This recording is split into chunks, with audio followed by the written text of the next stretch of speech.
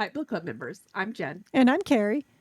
And this is Warhammer 40k Book Club, where we read from a crag. This is episode number 161. And our book is The Relentless Dead by Steve Lyons, the fourth entry to his sort of spiritually connected Krieg book. We posted several questions on our website, WH40kbookclub.com, and we encourage participation in our conversation via YouTube, our site, or Encrypted Box channel. Spoiler warning. If you haven't yet read the book yet, definitely check it out before listening to this podcast, as we'll be discussing the book from start to finish in great detail. With that, let's dive in. As always, Carrie, did you like the book? I loved it. Is anybody here surprised that we both loved this book? There's always a chance that, that this wasn't going to hit because, they can't all be winners. Well, so far, these have all been winners. But there's always a chance that this one may not have been a winner. That is true. And I do want everyone to know that I picked up this book to start reading it. And I was like, oh, please, please, please, please, please, please, please, please, please. Don't be the book. Don't be the book that we're like, oh, I guess he wasn't feeling it. I guess this has been played out. So anyway. Right. Yeah. He's a little sick of the Krieg. Nope. I absolutely loved it. As always, Carrie, what parts stood out to you? Well, of course, I liked the mention to veteran Colonel Tyborg. I loved that. I was so, there's no words, because I was actually reading this aloud to my husband, and I got to that part, and I was just like, Tyborg, we love you. Man, there's a lot that stood out. But why was the thing that stood out to you the most the scene where Watchmaster No Name steals an Attilan horse and then proceeds to run rampage on a bunch of zombies with a sharpened shovel? Spoiler alert for the book club awards. Scene of the year, like a deaf mute. You can't beat that. I mean, I laughed out loud, but that didn't grab me because I was like, well, it just kind of makes sense. I mean, we always joke about the Krieg. That to me was a moment of Lyons leaning into the Krieg meme. Especially when he's just like, basically he was saying with the shovel the way God intended is kind of what it came off. Pretty much on horseback. Yeah. Horseback. You guys, I need you to understand how much this scene fired on all cylinders. The brain scratches were just yeah, I needed a cigarette after that scene. There was a lot of this book that kind of made me think of stay with me here on this one, the Walking Dead. I never saw the show, never read the comics. I actually only played the Telltale games, but I got the gist. Mm-hmm. And I remember back when we were playing it, back when I was on a video game podcast and we were talking about it, and my friend, he was saying that, yes, it's called The Walking Dead because of the zombies, but really the real Walking Dead are the people. And I was like, yeah, I totally see that. Well, that's kind of how I felt about the title, The Relentless Dead. Is it the Krieg? Is it the zombies? Why not both, right? So I thought that was just very fitting. I actually did not have actual zombies on my bingo card with this, but it worked. It really worked. Well, because of the specters, right? Yeah. With the specters, which, by the way, I cannot tell you, when they started describing the specters, I was like, oh, hell yes. Because we've just been complaining recently about the lack of horror. Warhammer horror. Yeah. Yes. So I was like, so excited. This actually kind of gave me some Killing Ground vibes. Not obviously the same way, but just very, very similar.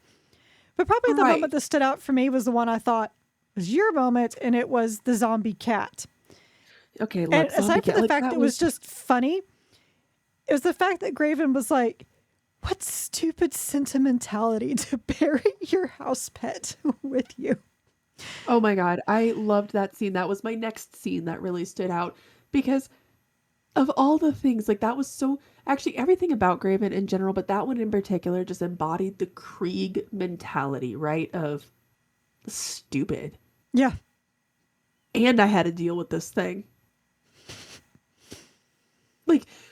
Oh my god, yes. No, the zombie cat was definitely up there, but that was one of those things where I was like, at that point, that was just like the icing on the cake, where I was like, oh, absolutely. Just slay. Let him cook. Right.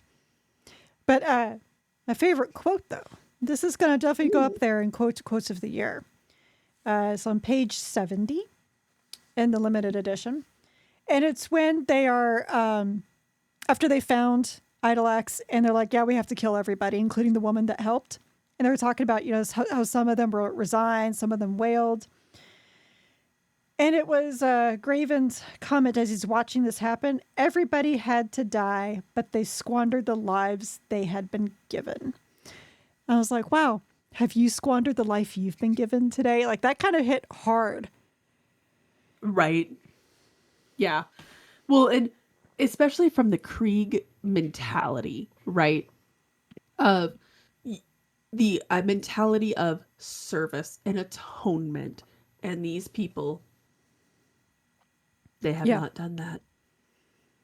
They were made from bad clay. No, they absolutely loved that. That was a great, great quote.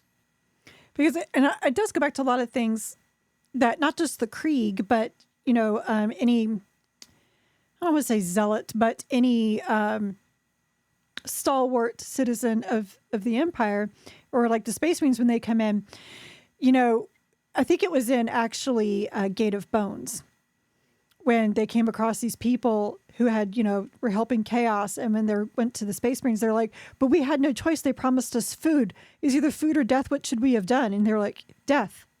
Death. Duh. Yeah. It's just such a,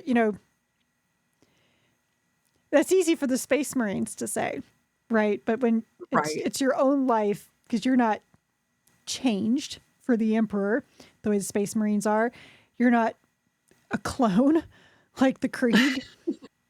Well, you don't have that. You don't have the super rigid, dogmatic Or like the society that the Cadians, Krieg have, right? the Or the whole never, Canadians. Yeah. never relent from the Cadians. Not everybody, has that kind of stock, but I mean, it's the same thing. I mean, gosh, because that made me think of that moment. But it's like so many things like in real life at the same time. Like when people say you have no choice, it's always a choice. You may There's not always like a choice. Just one of them sucks. you may not like what you have to choose, but there's always a choice. There's always a choice.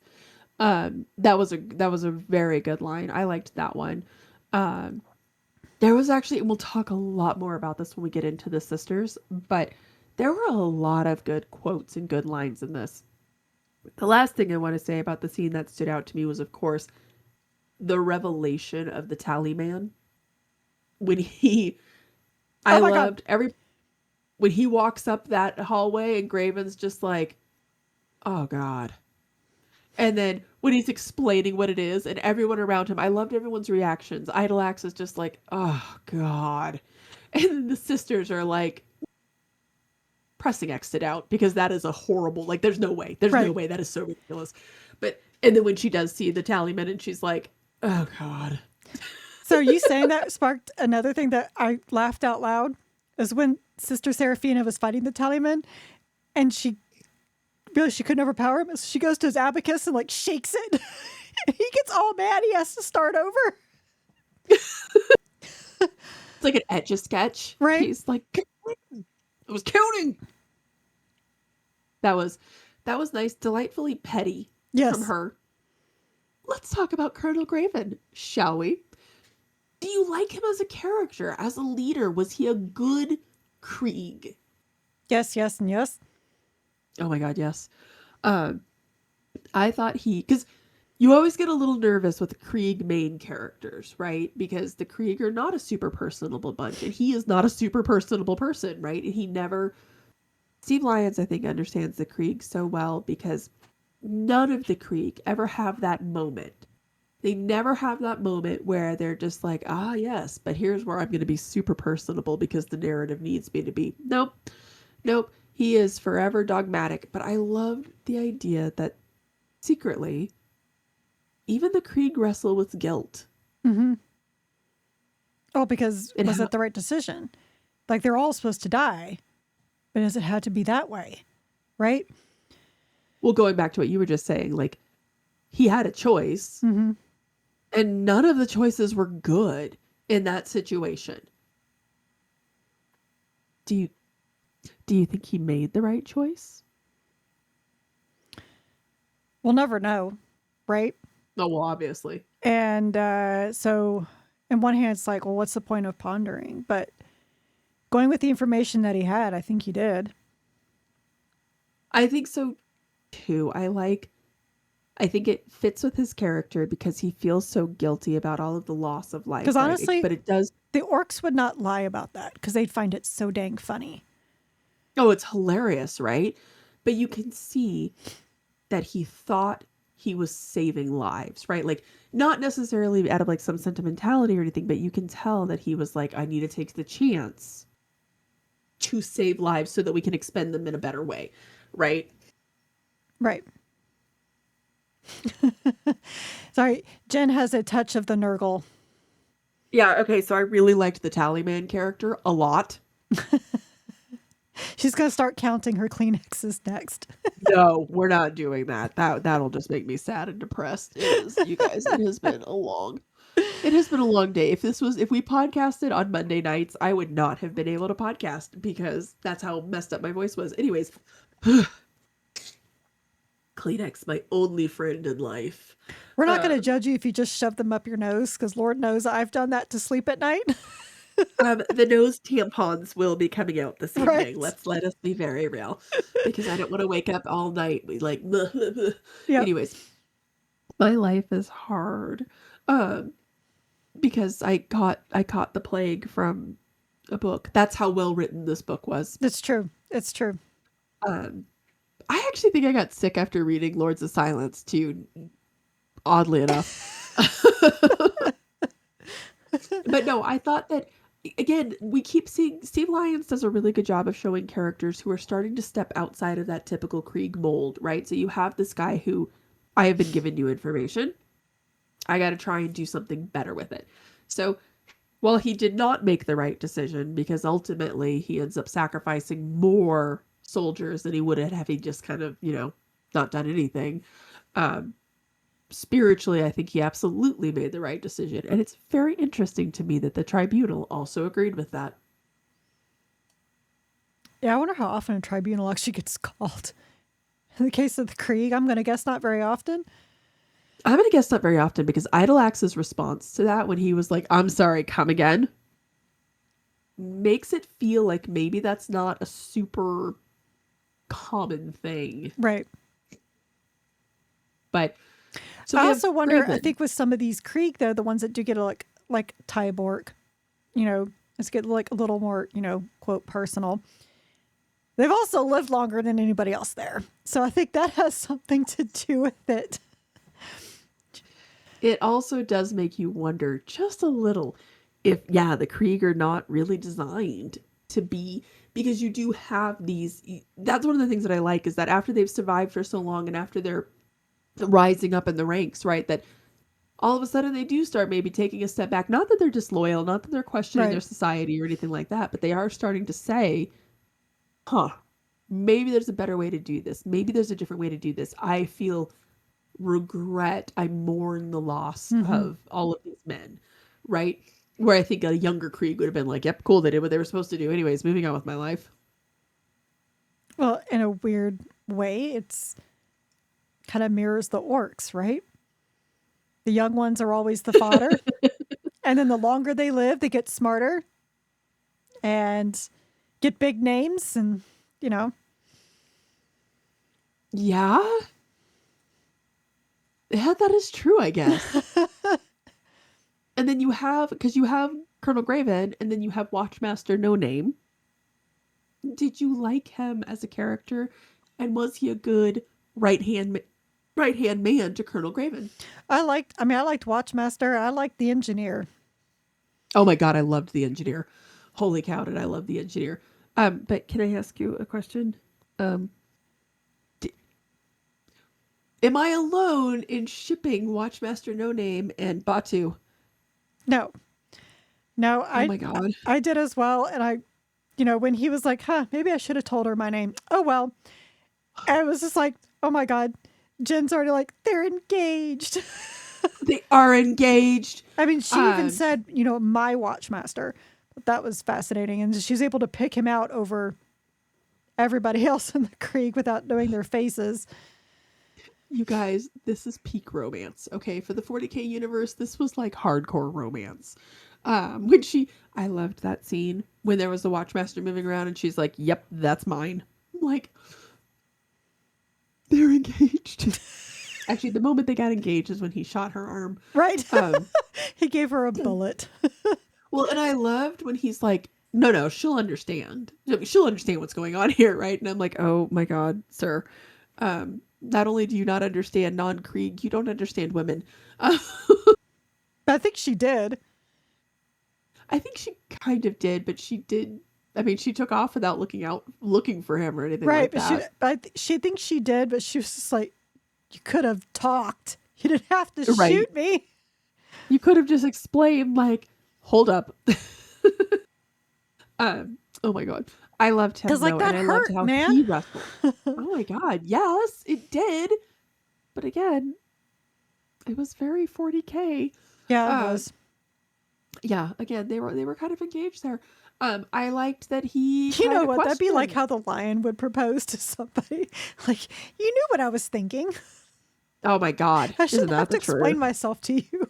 I shouldn't have had to explain to myself to you. My God, I paid for dinner. Clearly, we're engaged. Right. Yep. Just throwing that out there. I liked how he questioned Graven. I liked how he was unsure. And I liked how much like Graven kind of figures out that, nope, I have no doubts. I have absolutely no doubts. I like that the Watchmaster's like, no, I got no doubts in you either, sir. Mm-hmm. Very nice, very unspoken, very just, I've noticed the changes here. I've evaluated our scenario, and yeah, I think we're good. Yeah, I wish Idolax would have figured that out sooner than he did. But, we can't expect the Inquisitors to, like, be nice people.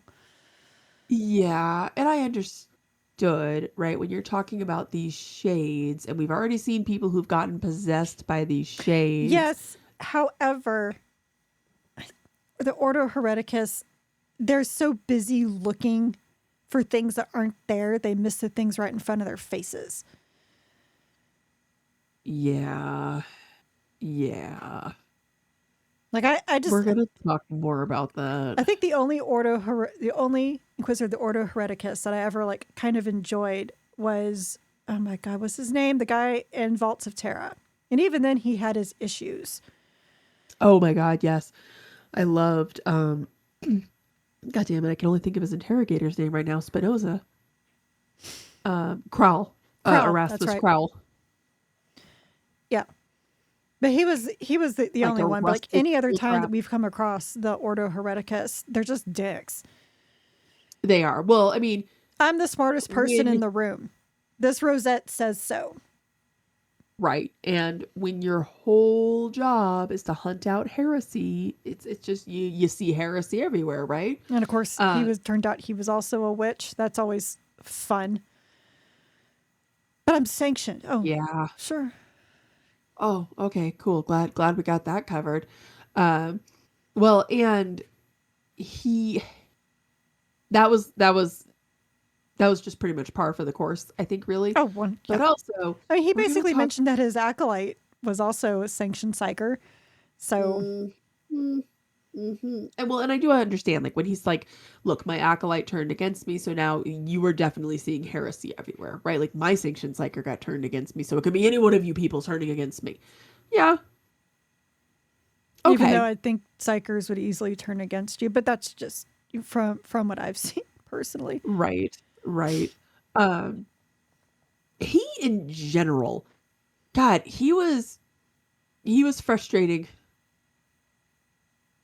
Again, as you said, like missing so much under his nose and just constantly trying to dig out on Graven. Like you've just like fixated on Graven. You've missed this whole other issue around you. But I also did like the engineer, and I liked how earnest the engineer was with him and how the engineer just answered his question. Again, very Krieg, right? Mm-hmm. Not looking for the politics, not looking for the hidden agenda. Just I'm going to answer your questions very matter of factly because this is the truth. And by the way, the tribunal cleared him. So why are we having this conversation? Mm-hmm. The engineer, if the Which is engineer would have why the gotten, Spectre was lying. How hard is this to understand? well, and I love that when he's just like, oh yeah, no, it wasn't about me. It was about Graven. And that's just some bullshit. Right. My favorite line, actually, one of my favorite lines, and this I'm is the going to one that they guess it's put the one on the on the back of the back. book. Yeah. You do not know the Krieg if you thought to make us fear you. God, that's true. Although I can't imagine, You can like, also replace fear with doubt.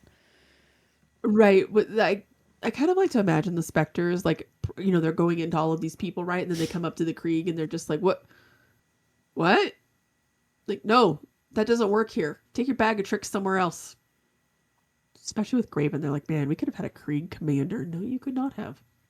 We got to die for you to take us over and possess us. Right? We kind of become zombies first. Right. That made me sad, by the way. But I absolutely loved the engineer. The engineer was my third favorite character in this book. But we got to talk about the sisters. What did you think of the sisters? So, this is where. So, this planet is essentially useless, right? There's just a bunch of graves. More or less. And Saint Josephina. Correct. And because we have to stop everything for bones, protecting the saint's bones, we can't move the saint and then exterminatus the place, which would make the most sense because that's how you're going to get rid of the chaos plague. Right. But no, this is hallowed ground. We can't do this. I'm like, yeah, see, this is where the Imperium, and especially the sisters in the ecclesiarchy, get in their own way. I would agree with that. It's where they get this book. Okay, so you were talking about not having zombies on your bingo card. A deep exploration of faith was not on my bingo card. Oh my God, what was that one line? Oh my God. I laughed so hard. Keep talking, I'll find it.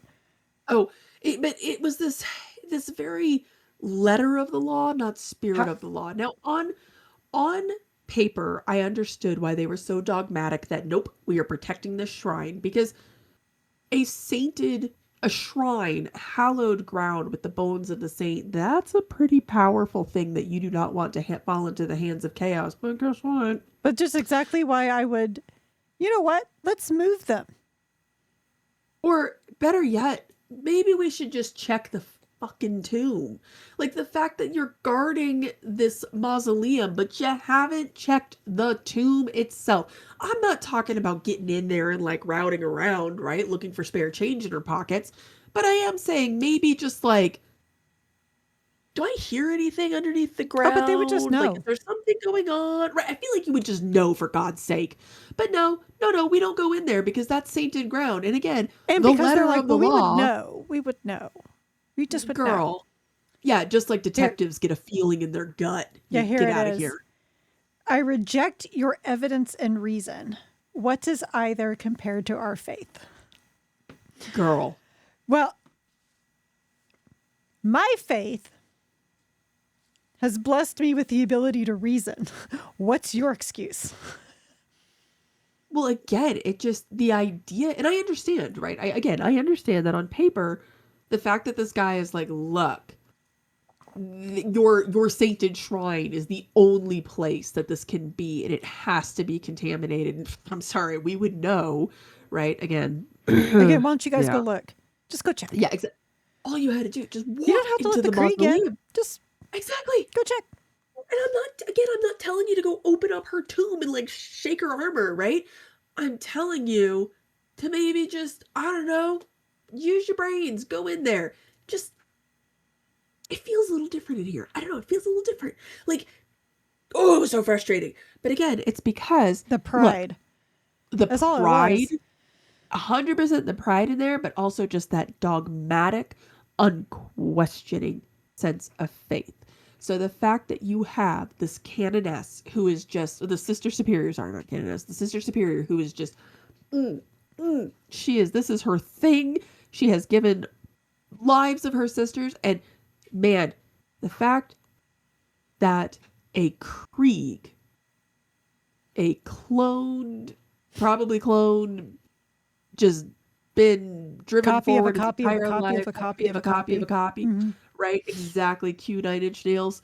When they just, the fact that this guy feels the saint upon him and she doesn't, that scene wrecked me. Oh my God. Because I was like, this so Wrecked me. fits. So fucking petty. So petty. And I hate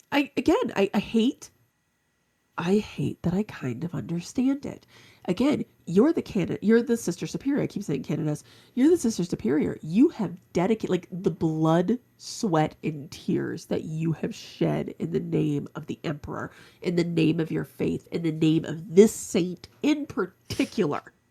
And this guy gets blessed by her? Well, because he was the one who actually... Are you kidding me? Because he was the one who went to go save her tomb. Yeah. Wonderful. What is that saying? God helps those who help themselves? Well, I said, I did not expect, when they started this book about the Krieg and then zombies show up, I did not expect a little brief deep meditation on the nature of faith. The scene, though, when they are talking about this, I have to ask you a question. We're going to jump down a question first because it makes more sense with our conversation. Do you think that he felt the saint upon him? Yes. Yeah. 100%. Without a doubt. Without a doubt. Just the fact that they talked about his blood pooling underneath him. Yeah, I'm sorry. Like, you know. For me, it was, where's the line? I have to find the line. It's like one of the last lines in the book. But it's, I'm looking at the short story that's at the end here. That's why I can't find it. When he talks about when he gets up and he's unhurried because he just knows that when he gets there, it will be the right time.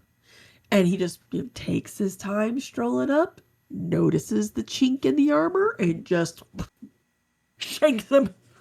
And it just, So his little walkabout journey that he has in between life and death reminded me a lot of Andy Clark's book, Saint Celestine, which she goes through before she reawakes.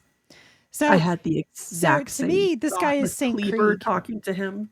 He's Saint Krieg now. That's just all there is to it. Oh my God. Yes. This man, I can't find the exact page on it, but yes, when he goes through that little walkabout, that's exactly what I thought about, was like, this is your final test. This is your final test. And there's a wonderful Hammer and Bolter animation about a saint. And there's a wonderful moment where this girl, this young, she's not a full sister yet, but she has this moment where she understands who and why the saints bless. Absolutely made me think of this too. Of just, Colonel Kleber has literally given his life for this. And then he goes through this final challenge. He's presented a final challenge. And then the saint says, yes, you have sacrificed enough. Full body chills. There's a throwback. There's a throwback reference. A spicy reference. Oh my God, absolutely loved that scene. This was like, it wasn't quite the same level of Saint Dreadnought, but it still was just that, like, right. Oh man. So last book, while we were talking about it, I made you like the book even less and less as we were talking. This time talking, I now like the book more and more and more. I'm so glad. See, I see, you do shit for me. I do nice things for you. Wow. I was God. Shots fired on the podcast.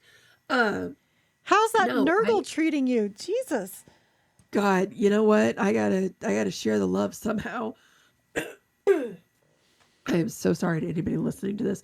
I'm like vacillating between Kathleen Turner and whatever I've got going on right now. You know what? I would kill for Kathleen Turner's voice sometimes. You and me both. Kathleen Turner or Kathy Moriarty. One of those two. Pick your 80s vampy vixen. I will take their voices. That was actually, I saw a really funny interview with Kathleen Turner, and she was talking about the role of Jessica Rabbit. And she's like, well, what do I do for the voice? And they were like, just be you, but more. And she's like, okay. Which, yeah, she is. I don't sound quite that good, unfortunately. I got the nasal thing going on here. This was such a nice, like, it had everything. This book had everything. You guys, it had great action. It had the Krieg. It had a Krieg on horseback with a sharpened shovel. Like, it leaned into the skid. It had zombies. It had a Death Guard Marine in it. It had some romance. It had some romance. Actually, legitimately, I think it might be the most romantic book we've read this year. But probably. Yeah. And then it had this beautiful reflection on faith in the 40k universe because, and I do think there's an interesting little commentary here, that the guy who was willing to take a step back and say, what is going on here? He was actually doing more for the saint. I have no doubt that when he broke into that tomb, the saint was like, thank God they are making a mess of this place. I have a lot of feelings. I just have a lot of feelings. I don't even go here. But did you like the sisters overall? Not these sisters, no. No, I think they were a good cautionary tale. So here's the thing that's really weird about the Sister Superior. I did not like her, but I thought she was a good character because I understood her. I understood how she got to where she is. I love when the Tallyman appears and she's like, I didn't think it was real. I mean, it was a Krieg who said they saw it. What do they know about anything? And again, arrogance and pride of, there's no way that we wouldn't have noticed a Death Guard on our planet. Girl. Well, there was a lot of play on assumptions here too, right? Because at the beginning of the book, she was like, oh, the Krieg. Yes, we can jive with them because they're zealots and they do everything for the Emperor. And well, I love when she talked about that when she's like, I actually really liked Colonel Graven because I thought I mounted like Soul. And you did, but not in the way that you meant. And when Petrikov calls her and was like, so we think they're underneath the mausoleum. She's like, is yours? Like, no, this was the Krieg. And she was like, what? The Krieg? There's no way. And so then there's the assumptions of Idolax, his predispositions toward Graven, the assumptions of the Vestroyans against the Krieg. Then there's the assumptions of the Krieg with the Vestroyans, especially Graven. Like, and honestly, he was right most of the time. Like when that one squad came up and he was like, well, who's been serving the longest? And this woman raises her hand and this guy steps forward. He's like, but I'm highborn, so therefore I'm in charge. And he's like, yeah, of course. Right. He's just like, do you know the only people, the badasses of this book, the only people who don't have like these assumptions and are just like, yeah, sure, are the Attillans. It's true. They show up and are like, yeah, we can party with the Krieg. We're down with these guys. The Krieg, same thing. They're like, yeah, no, we can get down with them, even though those two cultures are polar opposites. Right. Polar opposites. Which is why I just want everybody to a second, and I want to assure everyone that I have not written reams of fan fiction about Batu and Watchmaster No Name. Okay, that has not happened. Yeah. Under my Reddit handle. Anyways, no, but like that was so wonderful because they're totally opposite. But I liked that opposite people, and they're like, oh yeah, no, everybody else misunderstandings and pride, and oh my god, the pride with the Vestroyans. Do you know what's really funny? Before we read this book on the end of last podcast, I was like, man, I wish we had more books about. I think, and then I couldn't remember their name because Vestroyan didn't sound right, and I was like, you said the Valhallans, which I was like, but then I was like, but it's not the Valhallans. Mm-hmm. It is the Vestroyan. I knew it, and then guess what? Ask and ye shall receive. I would say that they do listen to us, but this book has already published way before. Shut up, Carrie. They listen to us. Shut up. Okay, that's true too. Sorry. That's true. God. Obviously they do. No, we're just psychers. We're latent psychers. I don't know if that's a good thing or a bad thing. I'm going to keep it real with you guys. After reading this book, 50-50.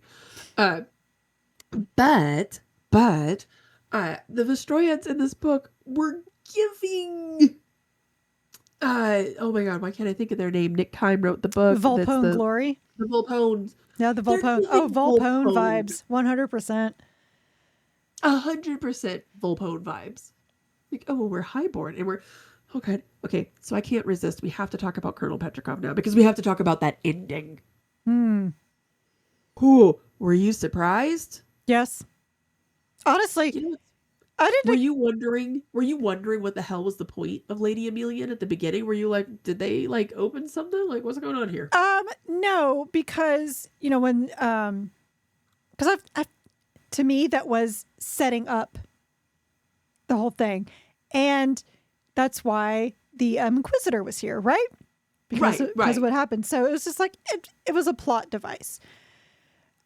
Yeah, I guess. Did I see her surviving and becoming a psyker? No.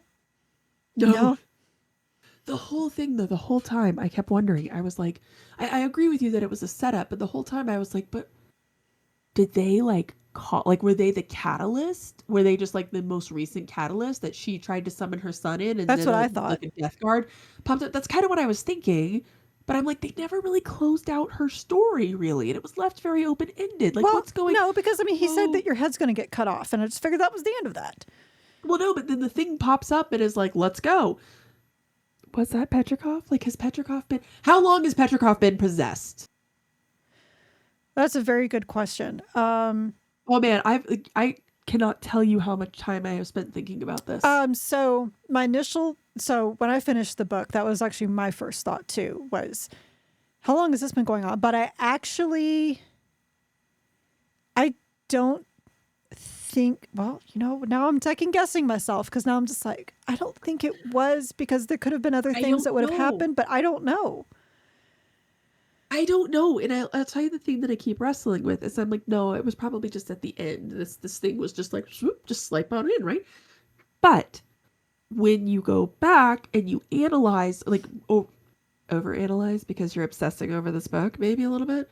When you go back and you think about some of the scenes that he had, like some of the conversations he had, it makes you wonder if he was just trying to blend in. Like, oh yeah, no, I think, Graven thinks that there might be something under the thing. I personally, However, I don't believe it. I don't know, because after Petrikov kills the interrogator, which I was like, did not see that coming. And because she looks up at him and she says, now I can't do that for a while. So that makes me think that the possession happened then. I don't know. So I wonder if she's been chilling out for a while and she's been hanging out for a while. But then Petrikov just like, maybe he just slipped into Petrikov and was like, okay, this is my newest body coming down to get you out again. Right. And is it her son? Like, what is going on here? Well, we know, like, it's, I mean, not really her son, right? Because, like, no, absolutely not. Like, I love when she's like, they took away my husband. I'm like, no, your husband was the only one that had his wits about him this whole time. And he got to burn to a crisp, but he did not end well. No, that was a bad way to go. That was definitely a bad way to go. Yeah, when a lot of stuff happened to her. She was not very, she was not a very active participant according to her story, right? No, but I wonder if she was a latent psyker, because they do make a lot of references to the fact that the veil is the thinnest here on this planet. So she's there. She's the one who's hearing the son. Now, that could have been the specters because she's the one who wants to hear it so badly. 100%. But then I think that whole thing triggered her psychic powers. I think you're absolutely correct. That actually makes the most sense, that maybe in being in there, they were like, oh yeah, no, this one's available for us. And I think with the veil being thin and the specters themselves just kind of settling up inside of her or up next to her, right? The thing that just keeps bothering me is how long was Petrikov possessed? It, okay, I'm going to have to pull up that scene again because I want to double check. Which scene? Like, well, that when that happened. Let's see. Oh, at the end there. Yeah. Let's see.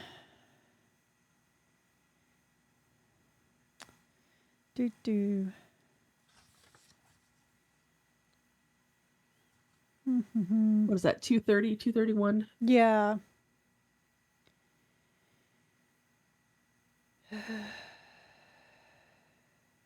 I had heard rumors, but I didn't know for sure. Yep. So that's the line that makes me think that he was possessed for a while, because he when he looked, Right. his lips twisted into a smirk and she smiled in relief. I had heard rumors, but I didn't know for sure. But then Which right makes down me here, think, she says, I cannot do that again. Not soon. I'm not strong enough yet. Well, try what? well, and then, of course, will these actions not expose you? I'm telling you, like, I think that he was just playing normal. Maybe. And it makes it sound like he's going to continue, right? Because he says, he's just like, oh, the interrogator and I arrived to find an empty cell. Like, it makes it feel like he's going to continue to play around as being Petrikov, because it's a very influential place to be in, right? That's a very useful body to inhabit. I'd And heard you've already rumors, but I didn't established know for yourself. sure. What are you referencing here, sir? Well, I feel like she's referencing that, like, oh, I had heard rumors that, maybe you Oh, were, she that, said it, not him. Okay.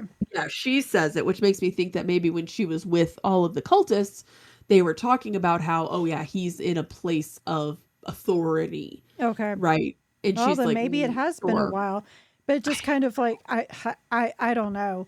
Because there's so many other things that he did that if he really was, he could have ended so much of this already.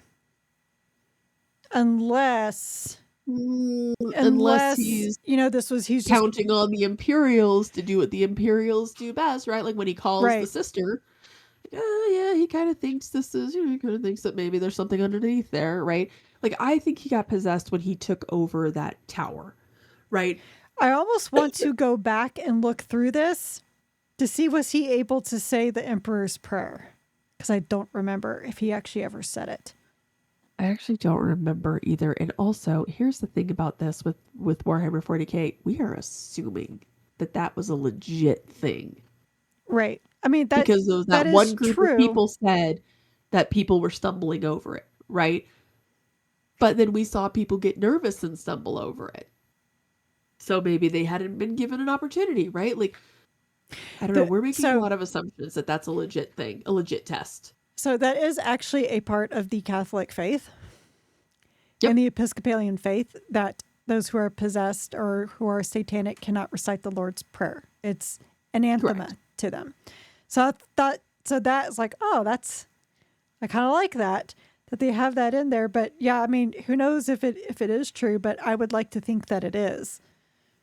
Right. For personal I would reasons, like to think I would like to think that as well. I would absolutely like to think that as well.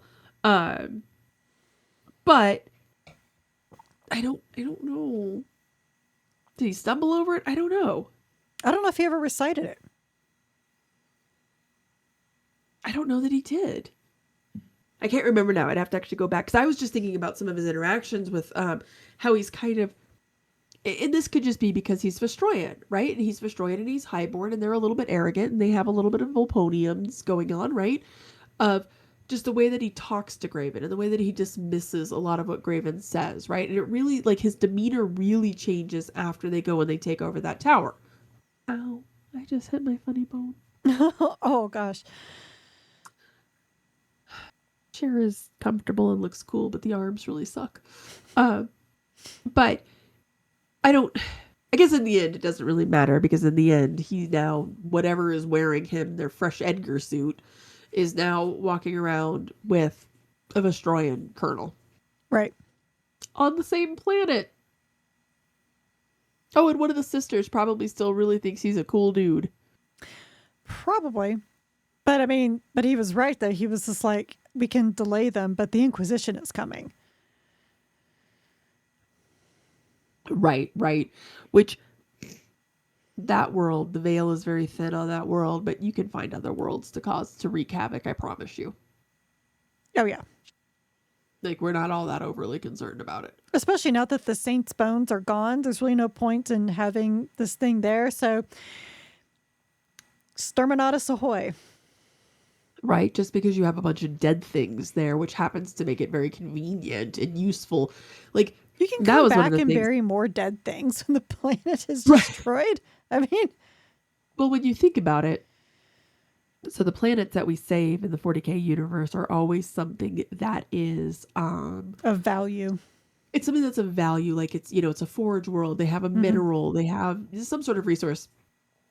Really, a planet full of dead bodies is really probably only valuable to chaos. Well, I think but I think the only reason why that place was oh yeah, because it's the saint. Because of the saint, but she's not there anymore. So, right.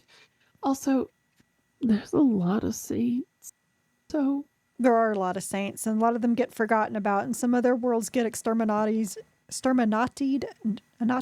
Yeah. Exterminated. Exterminati. There's one exterminatus. There's two exterminati. Yeah, but I'm trying to make it a verb. So exterminatist. Sure. Exterminatist. Let's go with exterminated. Sure. But there are plenty of other planets where there are saints and they get exterminated. So 100%. I mean, this isn't like we're not trying to exterminatus Ophelia 7, right? So just... Well, I did like when Idolax was like, look, we've purged this planet like 4 or 5 times already. We're purging it for good this time. Are you? Like, how are you going to do that? Are you just going to like shoot napalm through the catacombs? As soon as they said the catacombs run over the whole planet, I'm like, you guys are never finding these people. You're never finding these people. And honestly, for the Inquisition, like the second that there's now an actual traitor marine doing his sorceress nonsense, I think we're done here. I think we're good. Right. This planet has outlived its usefulness. But it does make a really nice story setting. Yeah, I don't think we're going to come back to it. Pretty sure the Inquisition's going to come back and be like, yep, that's it. It's done. Yeah. So I have to ask you. It's going to get the Alderaan treatment. This is the 4th Krieg book by Steve Lyons. Are you excited for a 5th? Of course. I mean, yes. I'll keep pressing my luck with this guy. I mean, there are definitely some books that I've liked more than others. Right. Like, oh my God, what was the first book that actually got republished later? Oh, The Walking Dead. The Walking Dead. That's Dead Men Walking. Sorry, Dead Men Walking. Dead Men Walking. That one's probably my favorite, to be honest. Followed by Siege of Vrax.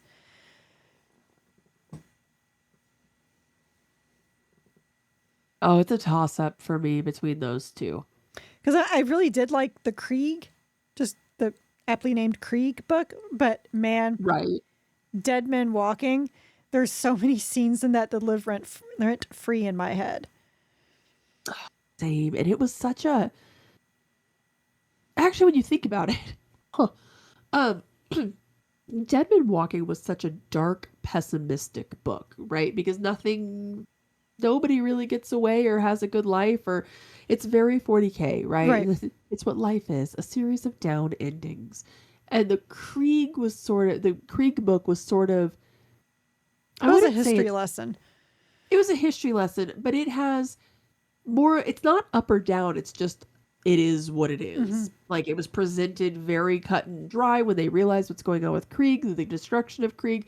because there's that battle that's going on with the Krieg in general. We get to see why and how they throw themselves so recklessly. It was just very, man, it's grim. It's Right. grim, but it's presented very matter of factly. Siege of Vrax, that one had, this is probably the most up of the books.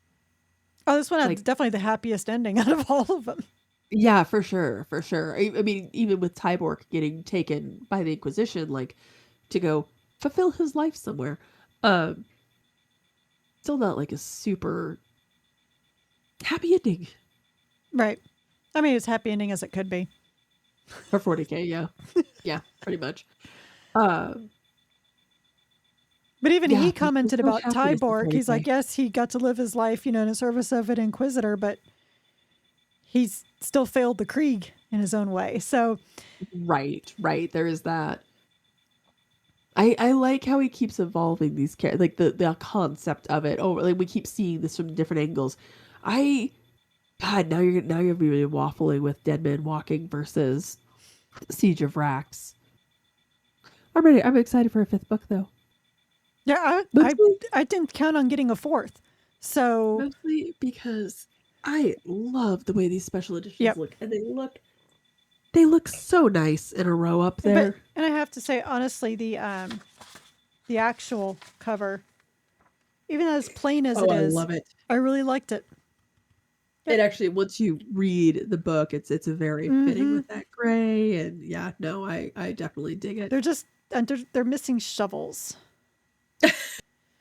But A sharpened shovel and a horse.